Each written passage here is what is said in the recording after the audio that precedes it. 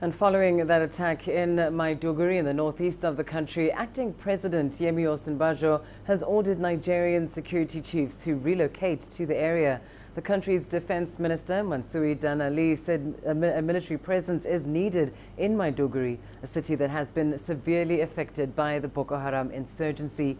Over the past 8 years, at least 20,000 people have been killed and 2.7 million displaced. Well, for more on these developments coming out of Nigeria, we're now joined by CGTN's Deji Badmus live in Lagos.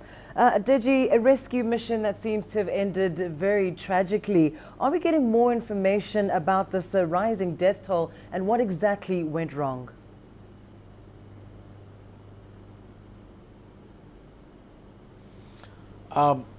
Unfortunately, Lindy, we are not getting as much information as we would expect, especially from the official side now.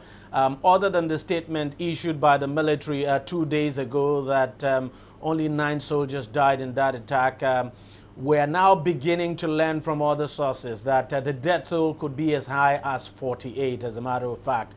From these other sources now, we're learning that the death toll on the military side could be as high as 18, and that the number of civilian JTF killed would be more than that. And of course, the number of NNPC officials and staff of the University of Maiduguri might also be higher. So what we're learning now, especially from sources now from the hospital, I'm talking about the University of Maiduguri Teaching Hospital, is that well, we might be looking at a number far higher than what the military has given. But of course, the military has not issued any statement at all after issuing that statement when it said it rescued all the 10 kidnapped NNPC workers. And, well, nothing has been said so far, but no doubt at all, this is beginning to seem like one of the worst, I would say probably the worst ambush that the military has suffered in recent times. Lindy?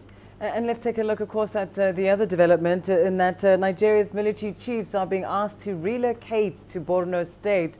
Deji, when is this likely to happen, and how effective do you think it will be in securing Maiduguri and surrounding areas?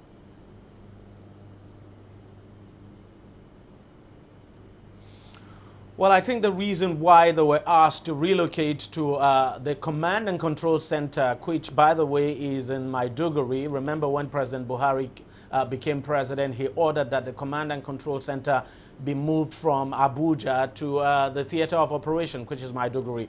Now, the difference, well, a lot of people expect that would make is that when you have this military chiefs there, they would be able to have first-hand, you know, information of what exactly is happening on the front lines, and they'll be able to give direction as to what should happen. You know, probably a change of strategy, change of tactics, and all of that. For instance, we had the defense minister come out to say that they are now that the government is now going to procure additional equipment. For instance, he said they are going to procure additional surveillance equipment and equipment that would enable troops now to see from a distance Boko Haram attackers and then do something to stop it. But one thing we're beginning to see from all of this, and of course, the head of the Air Force in this country made it quite clear. He said the rainy season is not helping troops at all. Ground troops, not helping ground troops, and then the bad weather, because this is the rainy season anyway in Nigeria, that the bad weather is not helping attack jet fighters now to carry out their attacks.